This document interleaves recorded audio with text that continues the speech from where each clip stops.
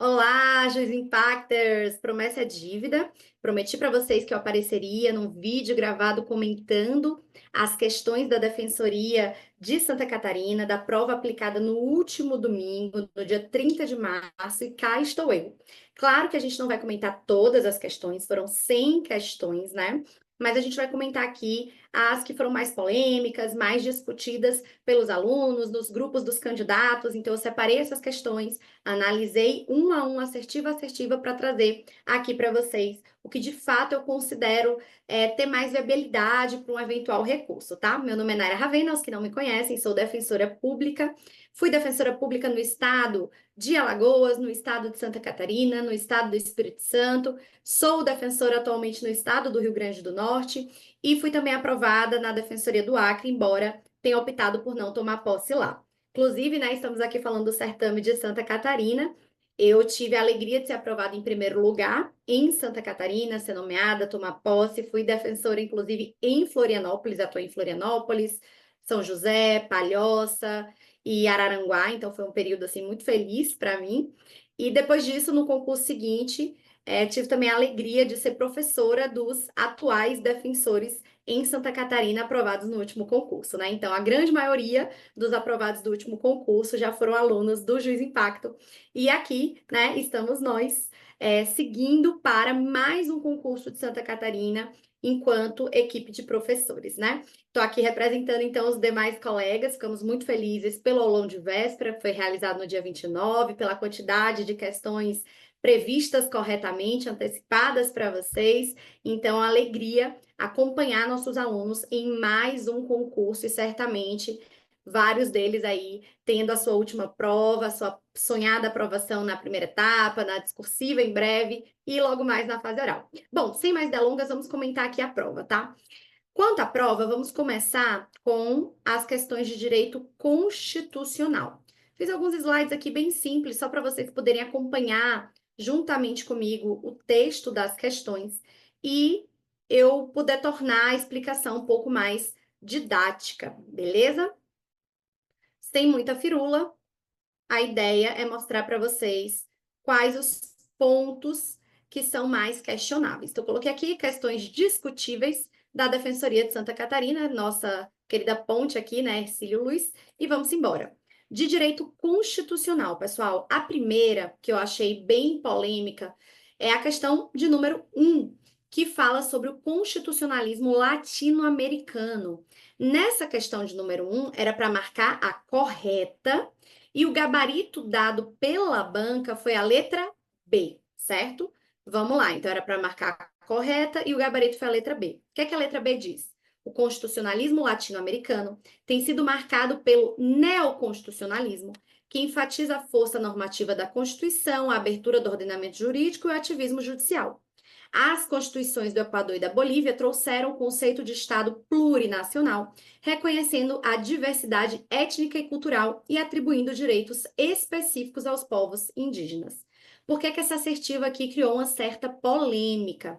Porque essa ideia de que o neoconstitucionalismo é uma marca do constitucionalismo latino-americano ou do novo constitucionalismo não é uma ideia unívoca, não é algo tido como necessariamente correto, tá? Existe uma polêmica em torno desse tema. Inclusive, dando uma olhadinha no assunto, eu pude ver que muito provavelmente o examinador tirou essa assertiva desse artigo aqui, que é o Neoconstitucionalismo Latino-Americano, que é um artigo do Diego Coelho Antunes. Ele fala justamente, né, do movimento neoconstitucional, culminando na promulgação das constituições do Equador e da Bolívia, igualzinho à assertiva, tendo sido chamado por alguns estudiosos de novo constitucionalismo latino-americano. Então, o seu examinador provavelmente se baseou nisso aí. De fato, temos alguns estudiosos que chamam o neoconstitucionalismo a partir dessas constituições do Equador e da Bolívia como um novo constitucionalismo latino-americano? Temos. Mas isso não é uníssono, não é unívoco, não é algo aí unânime doutrinariamente. Tanto assim que eu trouxe o contraponto. Um artigo aqui do Roberto Viciano Pastor e do Rubem Martinez, que é a Constituição Democrática entre o neoconstitucionalismo e o novo constitucionalismo. E aí, esse novo constitucionalismo, eles explicam que seria justamente essa ideia de novo constitucionalismo ou constitucionalismo latino-americano por conta das novas constituições latino-americanas. E olha o que eles falam aqui. O neoconstitucionalismo e o novo constitucionalismo são dois termos usados muitas vezes como sinônimos. Entretanto, sua origem e seu conceito são categorias diferentes, pensadas então para situações distintas. Explicar as faculdades do juiz ordinário como intérprete da Constituição, né? Ele vai falando aqui do neoconstitucionalismo como uma categoria analítica, e aí ele segue dizendo o seguinte, que o novo constitucionalismo, por sua vez aqui, ele surge com base na experiência das novas constituições latino-americanas, tendo como marco a Carta Constitucional Colombiana e enfatiza a legitimidade democrática da Constituição. E aí ele termina dizendo que neoconstitucionalismo e novo constitucionalismo, aqui entendido, né, como novo constitucionalismo latino-americano, são conceitos não necessariamente complementares, embora possam coincidir em determinados espaços. Então, nesse artigo, eles vão diferenciando e dizendo que nem são sinônimos, nem são necessariamente complementares, ou seja, parte da doutrina entende esse novo constitucionalismo latino-americano como um fenômeno marcado pelo próprio neoconstitucionalismo, e utiliza às vezes até como um sinônimo, né? Neoconstitucionalismo latino-americano. E outra parte entende que não. Entende que a terminologia está inadequada. Então, por conta disso, eu sugiro aqui esse recurso da primeira questão da prova, tá? Seguindo, galera, outra questão de número 8, também de direito constitucional. Sobre a ordem social, povos e comunidades tradicionais e a jurisprudência dos tribunais superiores, é correto afirmar que ele quer saber a assertiva correta e aí ele traz várias assertivas. Nessa questão, ele considerou, né, a banca considerou como correta a letra A. Considerou que, através da Emenda Constitucional 64 de 2010, foi introduzido ao ordenamento jurídico pátrio o direito humano à alimentação adequada, que foi correlacionado pela Lei nº 11.346 de 2006, a ideia de segurança alimentar e nutricional. Essa questão aqui, eu acho que cabe muito um recurso. Essa daqui eu tenho fé recursal. Por quê, gente? Onde é que reside o erro dessa assertiva? Por que eu entendo que essa assertiva não estaria correta? Porque quando ele fala aqui que foi introduzido ao ordenamento jurídico pátrio, a partir da emenda, né, 64, o direito humano à alimentação adequada, isso quer dizer que antes, então, dessa emenda, não tínhamos no ordenamento jurídico pátrio essa alimentação adequada. Só que isso é errado. Antes dessa emenda, já tínhamos justamente a própria Lei 11.346 de 2006. Ordenamento jurídico pátrio engloba todo o ordenamento. Parte constitucional, parte supralegal, parte infraconstitucional, enfim. Então, ao falar de que foi a lei, melhor dizendo, a emenda 64, que trouxe essa introdução no ordenamento jurídico pátrio do direito humano à alimentação adequada, entendo aqui que houve um erro, uma incorreção. Então, aqui a banca errou rude ao dizer que é introduzido no ordenamento jurídico o aspecto da alimentação adequada somente a partir da emenda constitucional 64, tá? Entendo que isso tornou a questão incorreta, que para o examinador ter acertado aqui, ele teria que ter dito o quê? Que através da emenda constitucional foi introduzido, se ao invés de ordenamento jurídico pátrio, ele dissesse o quê? Por exemplo, Carta Magna Pátria, que seria o quê? A nossa Constituição. Aí, realmente, estaria correto. Mas ele não disse que foi o primeiro momento que introduziu na Constituição. Ele disse que introduziu no ordenamento como um todo.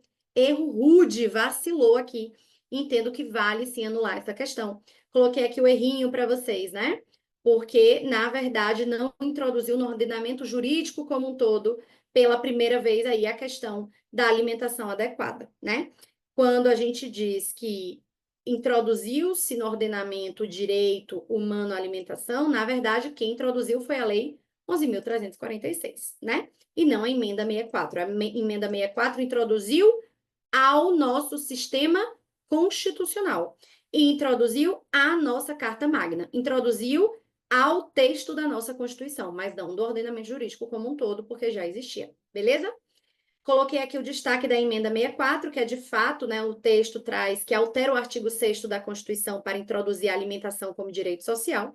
Inclusive, existe uma discussão aqui ao citar como direito humano, se direitos humanos e direitos sociais, individuais ou fundamentais como um todo coincidem ou não, mas isso aí já é uma discussão um pouco mais profunda, né? Então, eu coloquei aqui o artigo 2º da Lei 11.346, que já falava que a alimentação adequada é direito fundamental do ser humano. Então, foi essa lei que trouxe o ponto dessa alimentação adequada como um direito muito antes da emenda 64. Então, eu entendo aqui que ele incorreu numa falha, que essa assertiva estaria errada, tá? Também, então, não teria resposta, todas estariam erradas. Vamos agora para direitos humanos. Em direitos humanos, pessoal, comecei pela questão de número 23. A questão de número 23 fala da crise dos refugiados, certo? Era para marcar a incorreta sobre o direito dos refugiados. Ou seja, qual aqui é a falsa, né? Ele considerou, né, o examinador, a banca considerou como um todo que a assertiva A estaria correta, né, que estaria toda certinha, considerou que a letra B estaria incorreta e que a C, D e E estariam corretas. Então, ele considerou que era para marcar a letra B. Por que que ele entende aqui que é incorreta?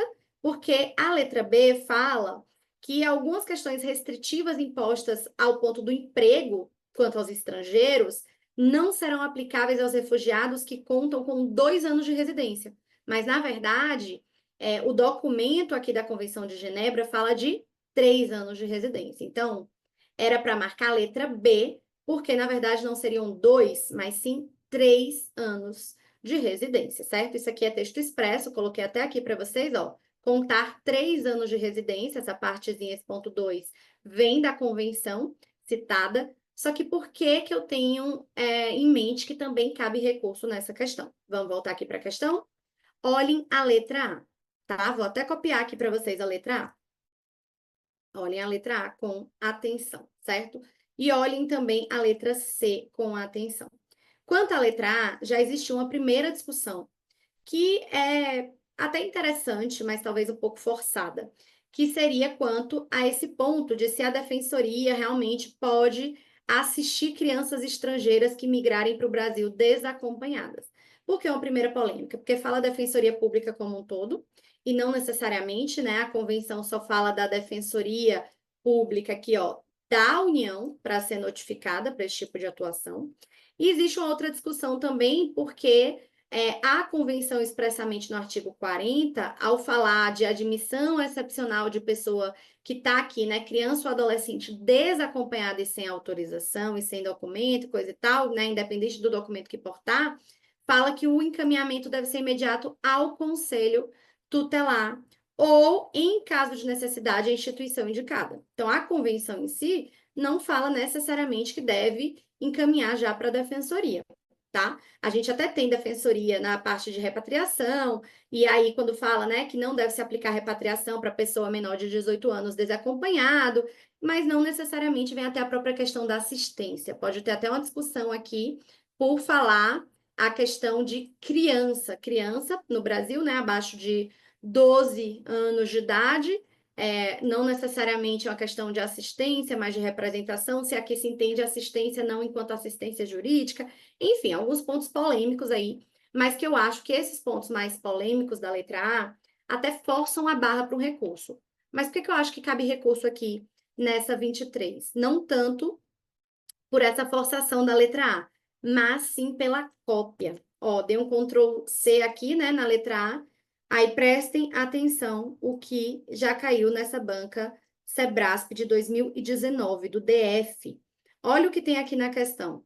As crianças estrangeiras que migrarem para o Brasil desacompanhadas de seus responsáveis e sem documento poderão ser assistidas pela Defensoria para que sua situação seja regularizada no país, né? E aqui diz o quê? A mesma coisa. Crianças estrangeiras que migrarem para o Brasil desacompanhados de responsáveis e sem documento poderão ser assistidas pela Defensoria para que a situação seja regularizada no país. Ctrl C, Ctrl V. Isso aqui não é texto de lei para ser Ctrl C, Ctrl V. Ele copiou realmente a questão do Sebrasp e isso pode sim ensejar anulação. A mesma coisa essa outra assertiva aqui, ó. Os refugiados têm o direito de obter carteira de identidade que comprove condição jurídica, além de acesso à emissão de carteira de trabalho, e a um documento de viagem específico para a sua situação. De fato, ele tem esses direitos trazidos na Convenção de Genebra, mas olhem o jeito aqui que está escrito nessa questão também do SEBRASP, agora de 2024, da Defensoria do Acre. Os refugiados têm o direito de obter carteira de identidade que comprove a condição jurídica, além de acesso à emissão de carteira de trabalho e documento de viagem específico para a sua atuação. Igualzinho, gente. Embora esse aqui esteja na lei, aqui está uma cópia ipsilíteris da prova do SEBRASP, tá? Então, isso pode sim vir a ensejar a anulação da questão, porque não é uma assertiva que copia um texto da lei. Copia, na verdade, uma referência da lei escrita exatamente do mesmo jeito pelo examinador, né? Então, foi uma questão idêntica. A título de exemplo, teve uma prova do Pará de 2015, salvo engano, que 7 questões foram anuladas, todas de administrativo, porque estavam também copiadas de outras provas anteriores, tá? Então, cuidado com isso aí. Vale a pena tentar recorrer se essa questão, né, for aproveitar para você.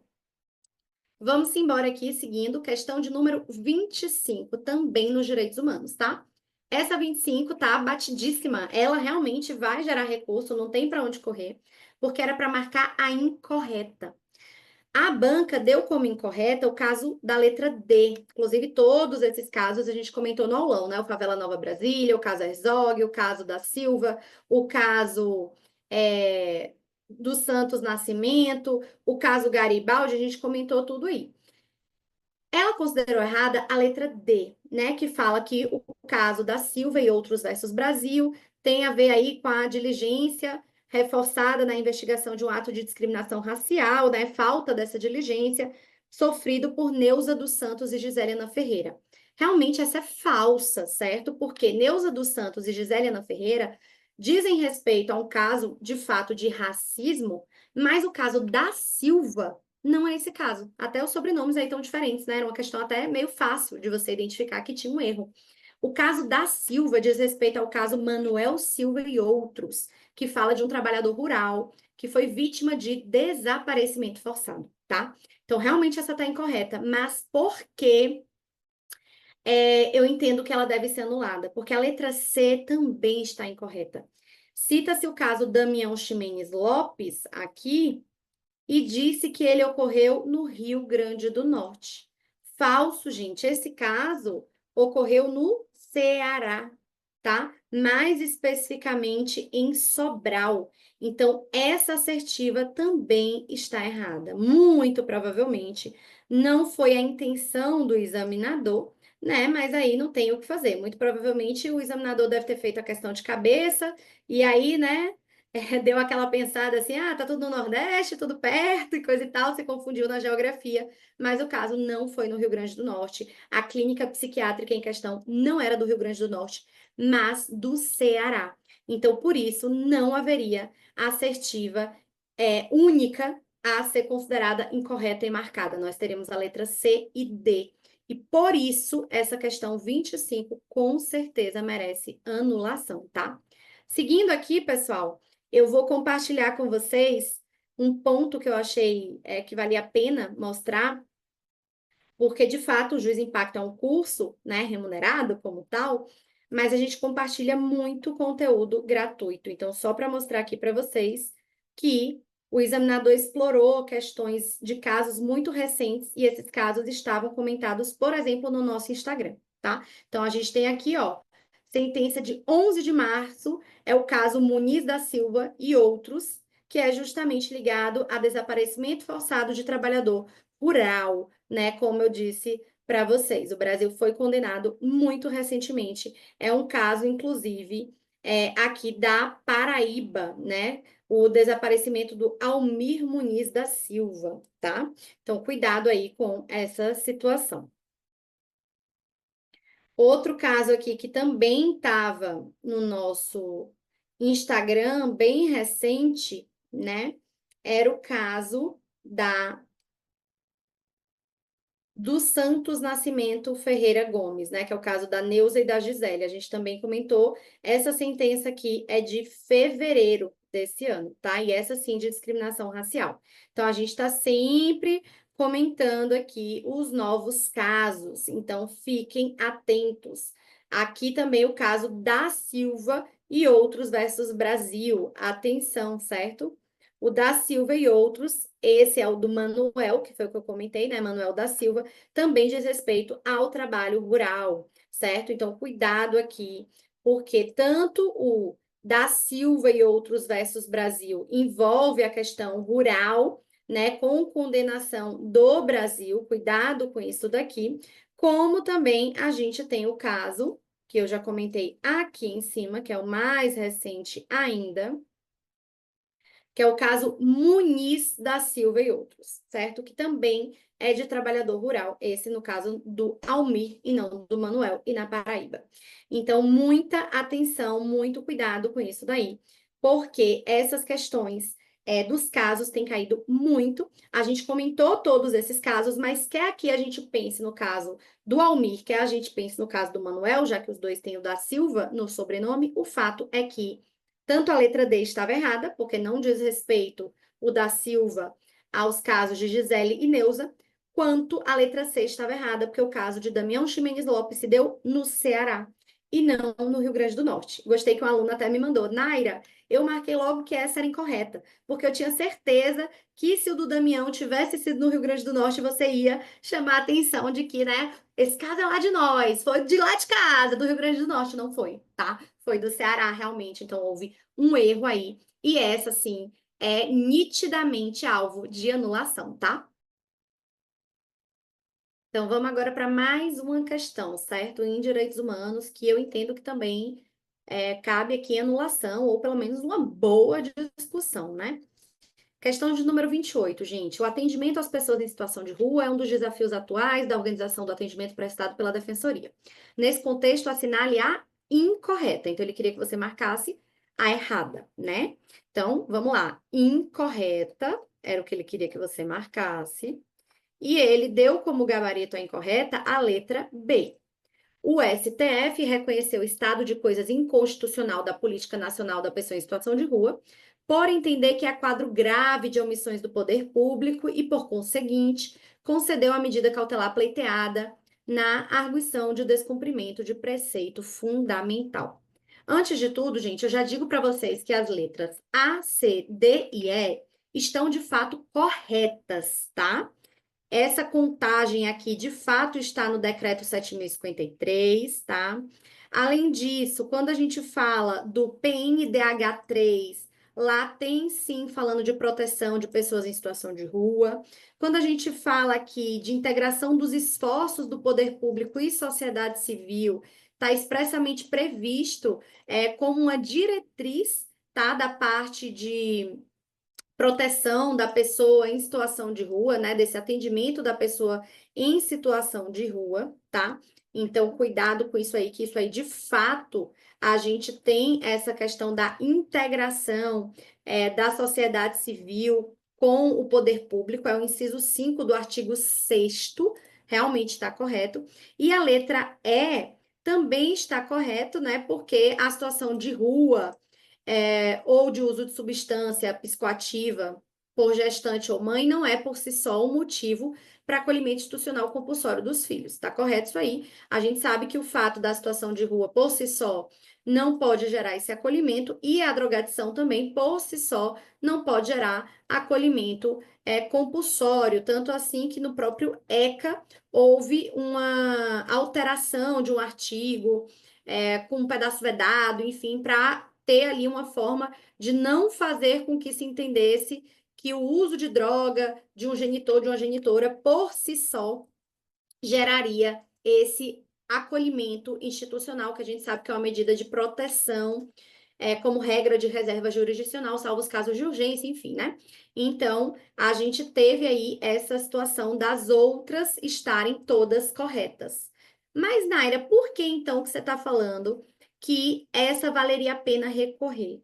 Gente, porque a letra B, ela traz um enunciado que, assim, é difícil argumentar pela incorreção desse enunciado. Ele colocou como incorreto, eu vou dizer aqui pelo que eu acho que ele colocou incorreto, mas acho que foi um preciosismo exagerado e que muito provavelmente isso aqui pode vir a cair com anulação. Por quê? Vamos lá. O STF reconheceu esse estado de coisas inconstitucional da política nacional de pessoa em situação de rua? Sim, tá, ele reconheceu esse estado de coisas inconstitucional, já mostro para vocês. Falando que tinha uma grave omissão? Sim, porque ele diz ali que quase nenhum estado ou município aderiu a essa política nacional, tá? E, por conseguinte, concedeu uma medida cautelar? Concedeu essa medida cautelar.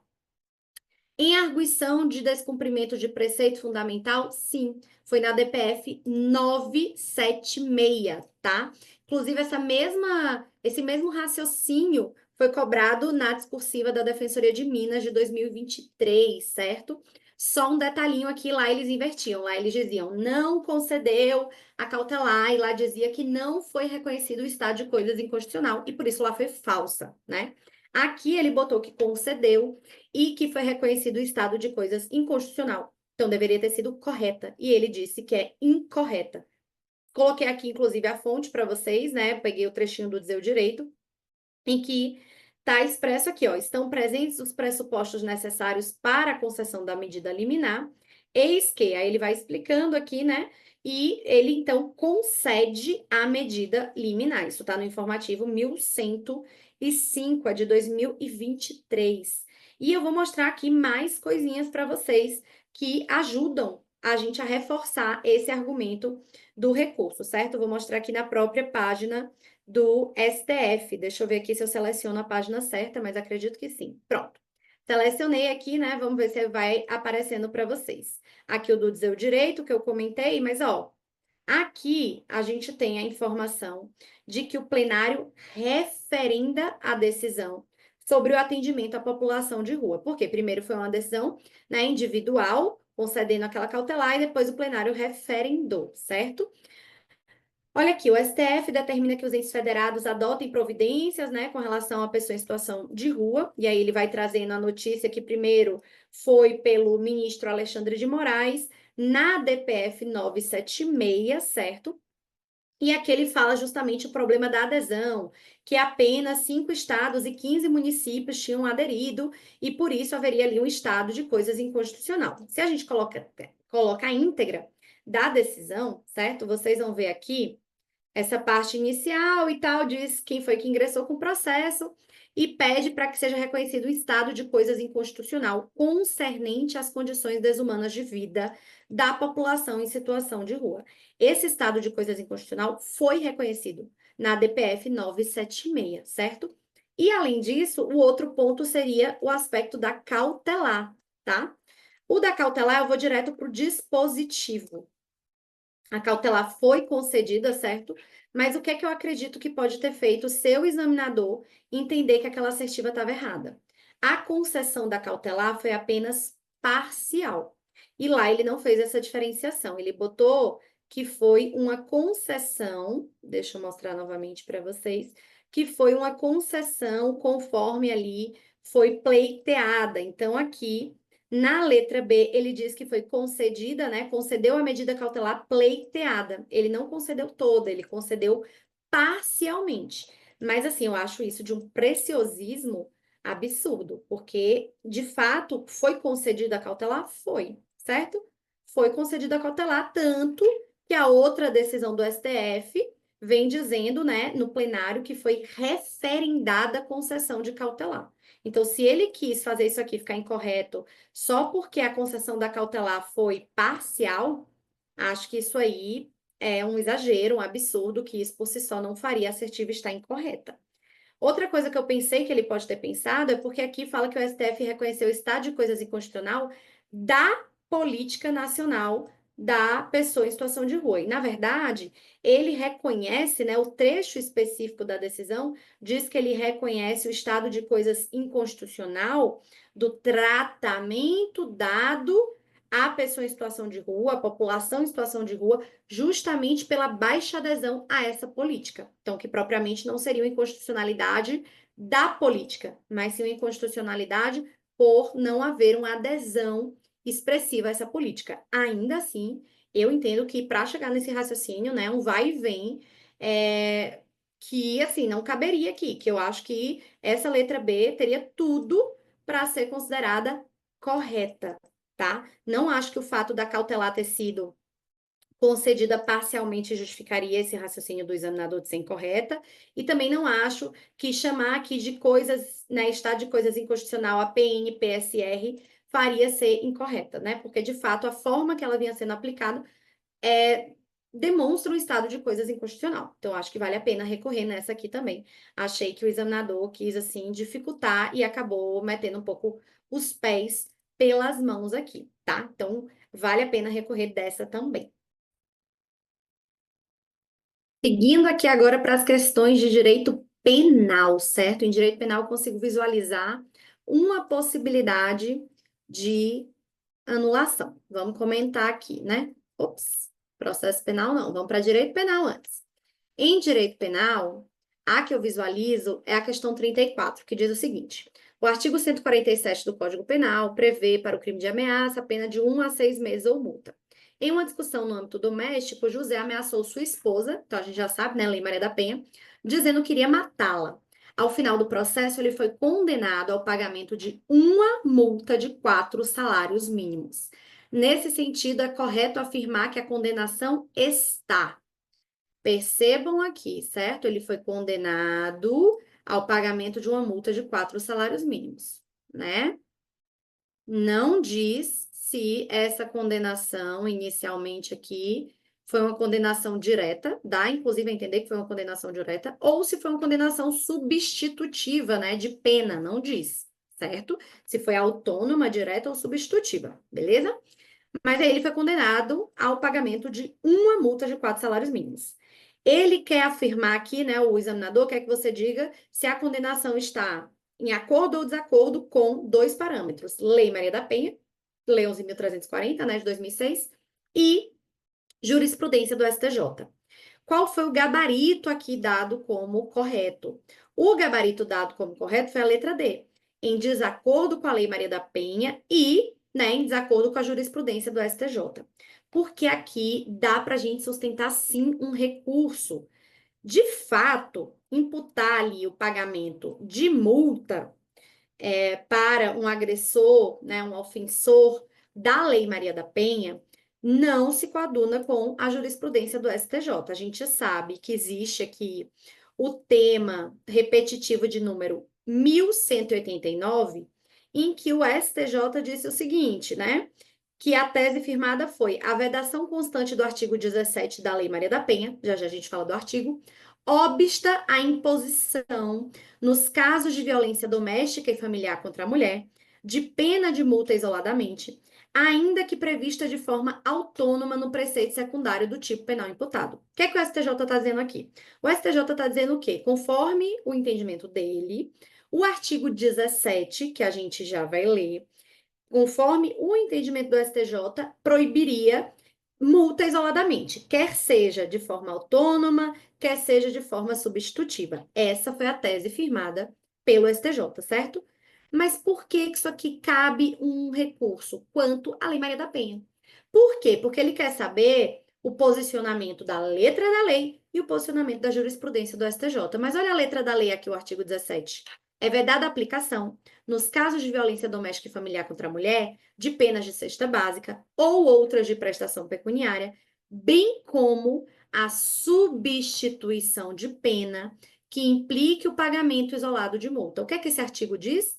Esse artigo veda a multa substitutiva.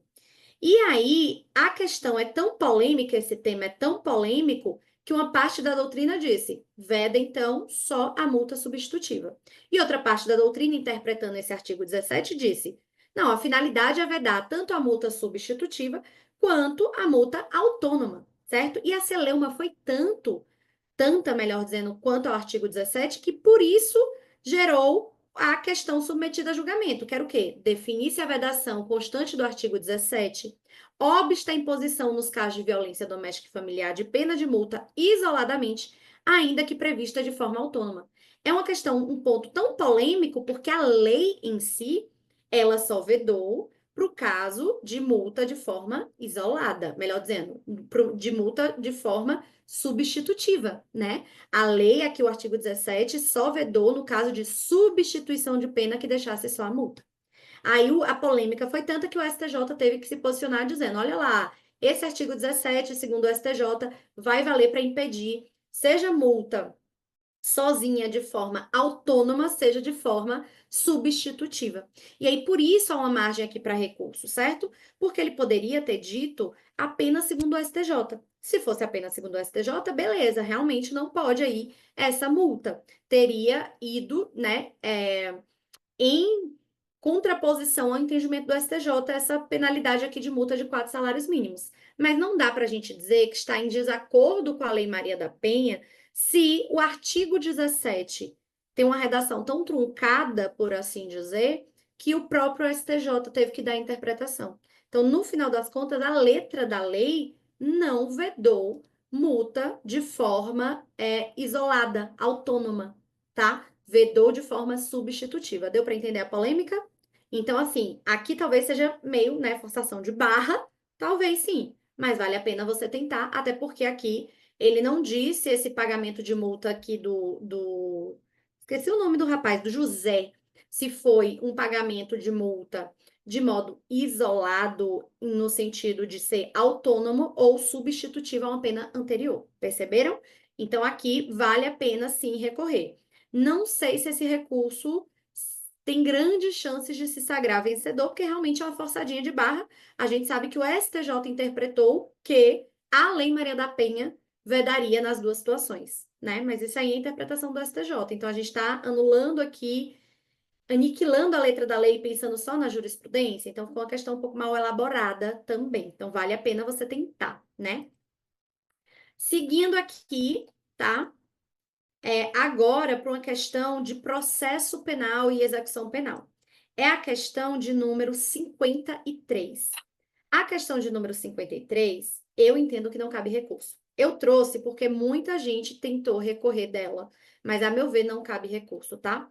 A questão 53 diz: de acordo com o entendimento do STJ, na edição extraordinária de número 13, ele especificou qual era a edição. O fato do reeducando ser assistido pela defensoria significa o quê aqui, né? Se a gente for na edição de número 13, que eu deixei aqui aberto para mostrar para vocês, tá? Essa é a edição de número 13.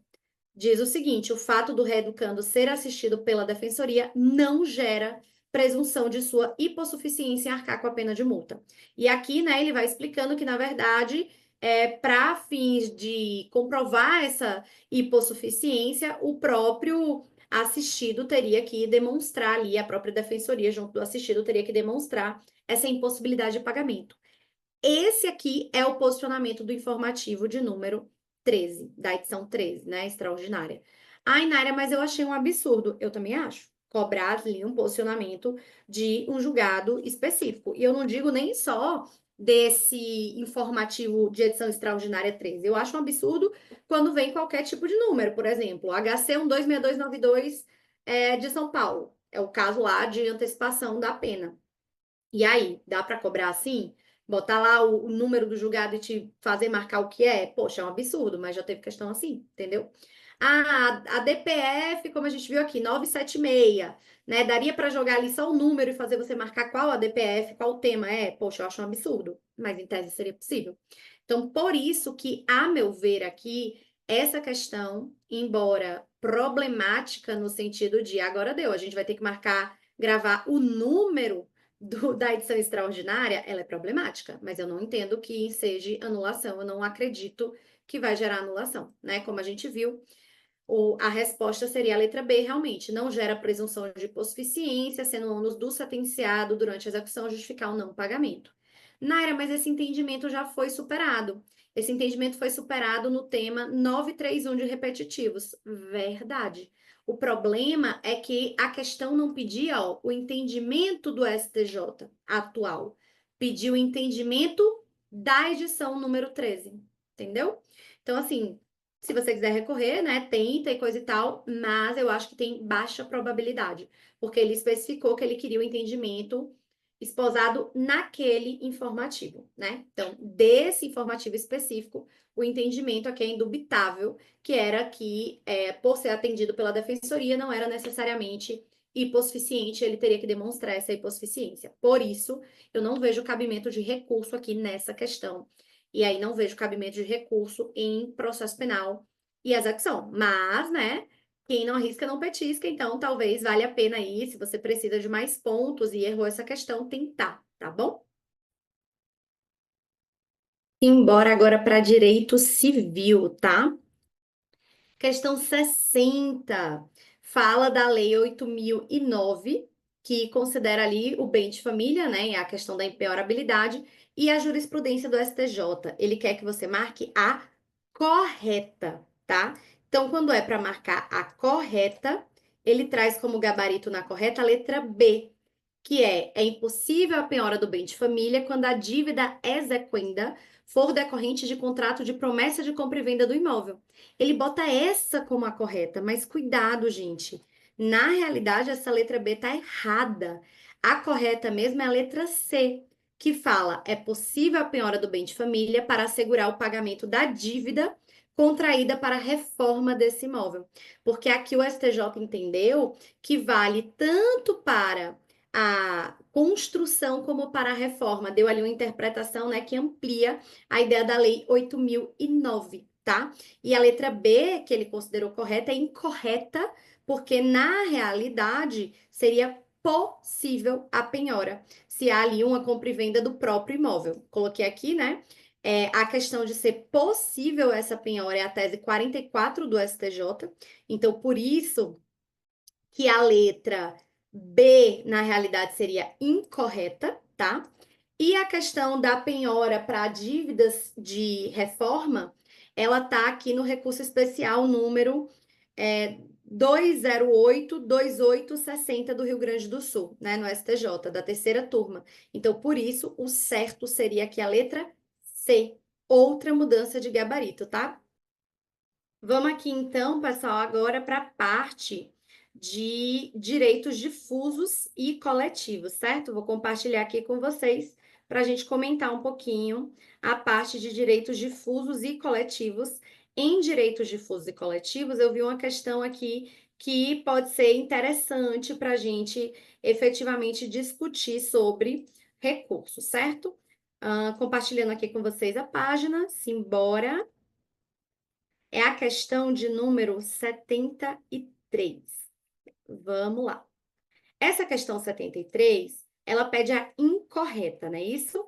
Quanto à incorreta, o gabarito considerou incorreta a letra A. A letra A diz que a Defensoria Pública tem legitimidade ampla para propor ação coletiva quando se tratar de direitos difusos, até aí verdadeiro, e legitimidade irrestrita nos casos de direitos coletivos em sentido estrito e individuais homogêneos. Opa!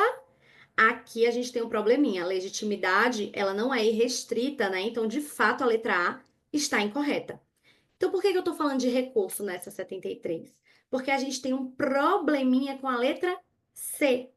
A letra C, que segundo aqui, né, o gabarito oficial foi considerada uma assertiva correta, que é sobre o integrante da categoria, ter legitimidade para ajuizar ação, melhor dizendo, a execução individual de sentença proveniente de ação coletiva, independentemente de filiação ou autorização expressa, ela tem um problema. Porque, embora esse texto da letra C a priori pareça correto, porque inclusive coincide o que vem na edição 22 do STJ, de jurisprudência em teses, observem que isso é de 2014. E não dá para a gente dizer que o julgado ainda é assim. Então, não dá para a gente dizer que, com base na jurisprudência atual, essa definição, essa citação aqui, essa assertiva ainda estaria totalmente correta. Por quê? Porque esse tema está afetado. Através do repetitivo 1302, o STJ trouxe aqui a afetação para dizer que, na realidade, existe uma controvérsia se realmente seria possível ou não essa execução individual. Então, aqui a gente tem submetido ao julgamento a controvérsia no STJ dizendo É preciso aqui definir, caso não limitado expressamente na sentença, se todos os servidores da categoria são legitimados para propor o cumprimento individual decorrente de ação coletiva proposta por sindicato, independentemente de filiação ou de constar em lista. Então, esse era o entendimento do STJ. Esse entendimento que veio na tese, né, da edição de número 22.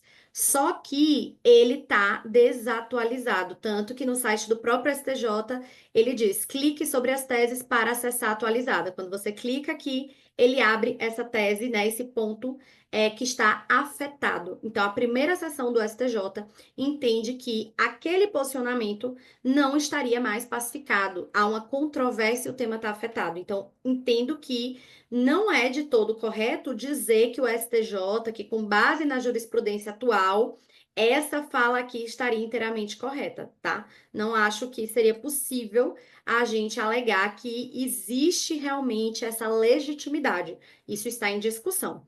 Talvez um recurso um pouco forçado, talvez, mas né, não custa tentar. Vamos para a questão 88. 88, os alunos me pediram muito para comentar. Muita gente errou essa questão. O gabarito era para marcar o incorreto, né? E o incorreto era o do tombamento, porque na verdade o tombamento fala que começa ali o procedimento, né, na questão, com a notificação do proprietário, mas na verdade o processo é concluído com a inscrição do bem no livro do tombo e só então é que há a comunicação formal desse tombamento aos proprietários. Então a letra D realmente está incorreta. O que é que a galera queria aqui considerar incorreta também? A letra C, mas aí eu não concordo, tá? Então aqui eu até coloquei que eu não vejo o cabimento do recurso. O que é que diz a letra C? A letra C diz: a desapropriação como ato de intervenção estatal na propriedade privada é a forma mais drástica de manifestação do poder de império. Até aqui, né? Indiscutível. Sendo imprescindível a presença da justa indenização como pressuposto de admissibilidade do ato expropriatório. O que é que criou celeuma aqui entre os candidatos? Essa parte do exceto nos casos de desapropriação, sanção. Muita gente disse: não, Naira, não pode ser aqui, não é, tá incorreto isso aqui, não se excepciona a desapropriação sanção, porque a desapropriação sanção também vai ter indenização. Muita gente veio me dizer isso, né? A própria desapropriação sanção ligada à questão de seguir o plano diretor quando não é seguido, né? A função social ali da parte da questão de política urbana, da Constituição. Mas eu não concordo com essa discussão aqui. Por quê? Porque, na verdade, até aqui é exatamente o que é dito pelos tribunais superiores. E essa parte da exceção que criou polêmica com vocês, ainda assim ela estaria correta. Por quê? Porque na doutrina e na jurisprudência, ao se falar de justa indenização, em realidade, a justa indenização no conceito doutrinário jurisprudencial, aqui é o pedacinho, né, do STJ, é entendido como caso de desapropriação, certo? A justa indenização é considerada prévia em dinheiro integral. Então, quando a gente fala de justa indenização, ela já inclui ser prévia em dinheiro integral. E as desapropriações sanção não são prévias, não são em dinheiro e não são integrais. Inclusive, aqui a gente já pode discutir, mesmo se a gente não entrar nesse panorama tão clássico de incluir os três requisitos quanto ao que se chama de indenização justa, ainda assim, essa justa indenização no caso de desapropriação sanção, tem uma certa relativização, porque ela não vem com a cobertura ali de todas as flutuações de mercado, de todos os aspectos ligados à eventual desvalorização, inflação. Então, por isso que a gente considera que está correto, sim, dizer que se exige essa justa indenização, né, como um pressuposto de admissibilidade da expropriação, exceto na desapropriação sanção. Esse é o posicionamento, inclusive, que é trazido no caso do Celso Antônio Bandeira de Mello, no caso do Justen, né, filho, e também pelo próprio STF. Ele faz várias vezes referência à indenização justa, trazendo como requisitos dessa indenização justa a questão de ser prévia em dinheiro e integral, tá? Então, em casos em que não seja prévia em dinheiro e integral, não se chama de justa indenização no pensamento aí mais clássico doutrinário, beleza?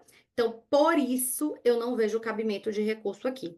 Tá bom, pessoal? Então, nesse caso, é claro que se você tá precisando aí, acha que cabe, recorra, mas analisando essa questão que me mandaram, eu não vejo razoabilidade em se anular essa questão.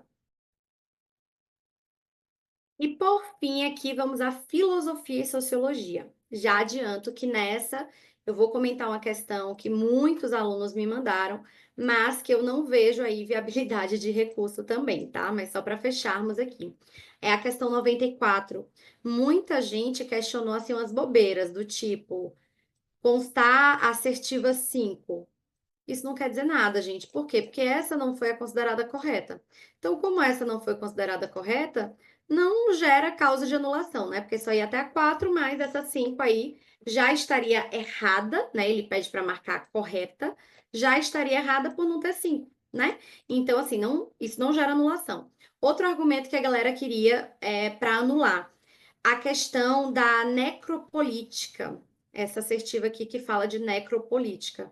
A assertiva está indubitavelmente, né, correta, mas muita gente queria discutir, anular tanto a parte de necropolítica como os aspectos de biopolítica aqui, dizendo que fugia ao edital no sentido de que a necropolítica ela é muito trabalhada na obra do Attili, né? Foi uma cópia do edital do Paraná, como a gente bem sabe, inclusive repetindo os examinadores e tal. Só que eu acho que isso não dá causa de anulação, embora não esteja naquela bibliografia. Por que não?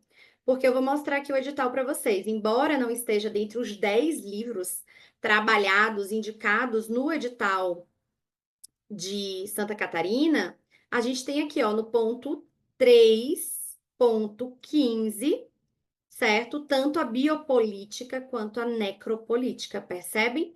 Então, embora não esteja dentro aqui desses pontos o livro do Attili, por exemplo, a gente tem o ponto expresso de biopolítica e de necropolítica. Então, nesse caso aqui, não vejo como haver anulação e entendo que realmente, assim, embora, né, não seja o melhor dos mundos, já que eles tinham 10 obras, acabarem cobrando alguns aspectos de uma obra que não estava propriamente aí no edital, mas entendo que ainda assim a assertiva A, que considerou todas corretas, ela estaria aqui direitinha, válida, certinha, sem problema, sem fazer com que haja anulação aí, tá bom, pessoal? As disciplinas que eu não comentei foram disciplinas que eu não vi situações de anulação, de uma discussão mais aflorada, tá?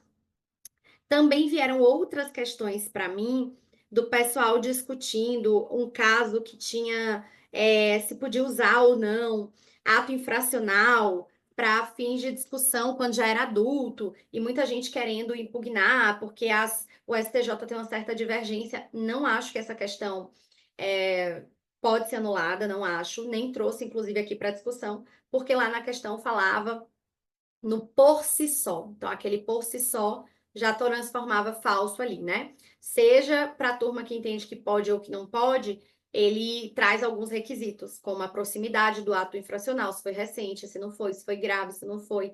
Então, aquela ali nem trouxe, porque eu entendo assim que realmente não deixa margem para recurso. Alguns outros que trouxeram foram as questões que falavam de idade, né? O menino que tinha 21 anos e coisa e tal. E aí quiseram também questionar porque não ficava claro o momento que ele cometeu um determinado crime, se ele já tinha 21, 20, 19. Ao meu ver, aquilo ali também não interferiu na questão trazida, certo? Porque uma do trânsito em julgado falava, né, que o trânsito se deu enquanto ele estava respondendo pelo novo processo aos 21 anos ali de furto, né? Essa questão foi de penal, processo penal, enfim. Então, ali eu também não entendo que cabe recurso, e aí por isso eu não trouxe, para a gente não se alongar demais, tá? Essas foram as que eu consegui visualizar uma maior possibilidade. Vocês viram que algumas mais que outras, né? Duas teriam alteração de gabarito, e aquelas ali eu acredito fortemente que realmente terão. Uma tem um erro crasso na parte de direitos humanos, e aquela ali eu acredito piamente na anulação, e algumas outras vocês veem que talvez o examinador entenda mais forçado ou não, né? Ele seja ali um examinador com maior flexibilidade para anular ou não, mas eu tentei reunir aqui a maior quantidade de questões que vocês acabaram tendo dúvidas, tendo polêmica, discussões para trazer para cá e para a gente dar uma caprichada, tanto para fins de recurso, como para fins também para quem segue aí na segunda fase ou segue na luta dos determinados concursos de aprender com essas falhas, com esses erros, com esses probleminhas das questões que a gente analisou hoje aqui, tá bom?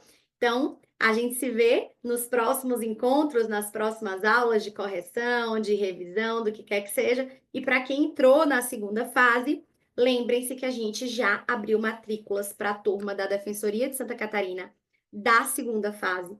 Eu estou nessa turma.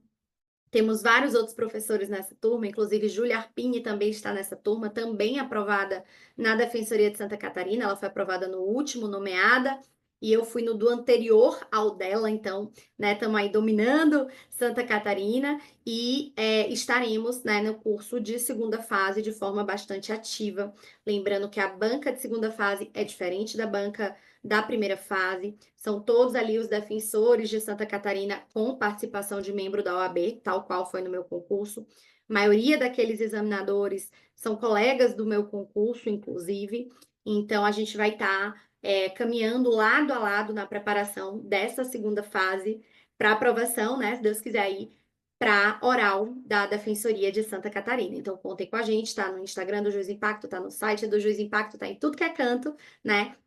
O link para matrículas, para inscrição nessa reta final, até porque a gente adota 4 formatos. Então, o aluno, ele pode pegar o formato que ele entender que se adequa melhor para eles, com videoaula ou sem videoaula, com correção de peças e questões ou sem correção, tá? Então, a gente se vê, certo? Na segunda fase. Um abraço, pessoal. Até a próxima.